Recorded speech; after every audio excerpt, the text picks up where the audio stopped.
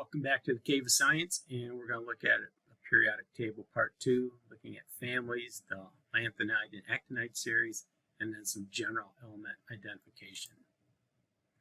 Element families is a group of elements sharing common properties, and they are periodic. On the periodic table, they are a column, and I like to refer to these as the Big Eight.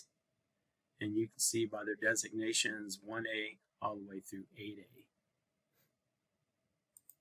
So let's take a look at the Big Eight families. Group 1A, the alkali metals. And again, the number tells you how many valence electrons. It has 1 valence electrons. Group 2, the alkaline earth metals, 2 valence electrons, and so forth. When you start getting into group 5, 6, 7, and 8, group 5 has 5 valence electrons. Therefore, they're going to pick up 3. Group 6, oxygen group, has 6 valence electrons. They're going to pick up 2. And the halogens will pick up 1 electron. Group 8 has valence electrons, a full outer shell, so they're an inert or noble gas.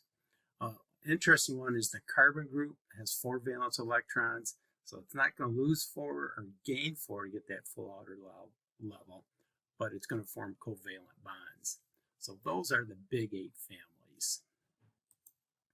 The transition metals are the elements in groups 3 to 12, and more than half of all the elements are transition elements.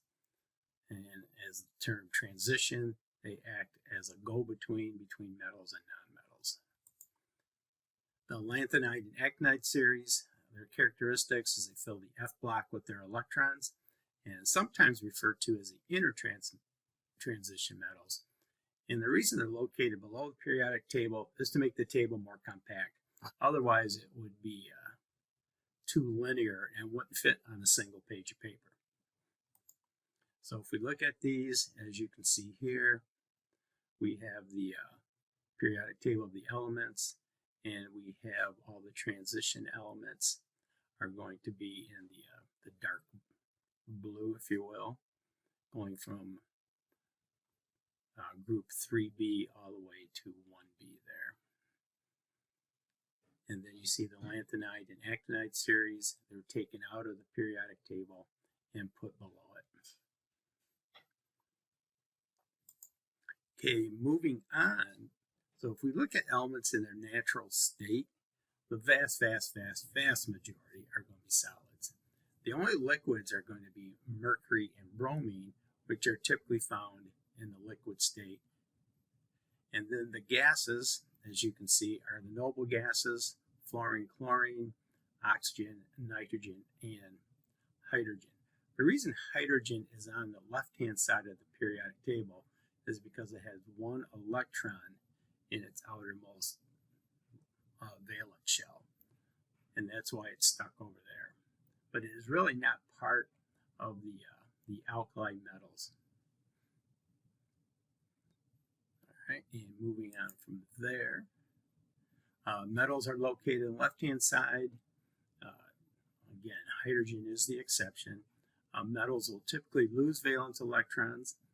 The metalloids are really that boundary, kind of a zigzag line that acts as a border between metals and nonmetals.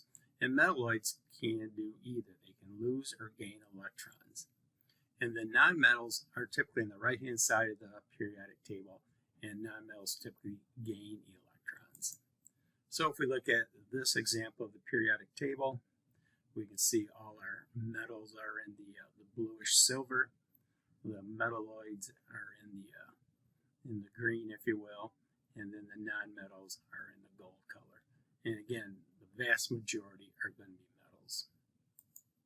All right, here's the credits to the tables we used, and that'll do it for this one. Next one, we'll talk about some other general trends dealing with electronegativity and so forth in the next video.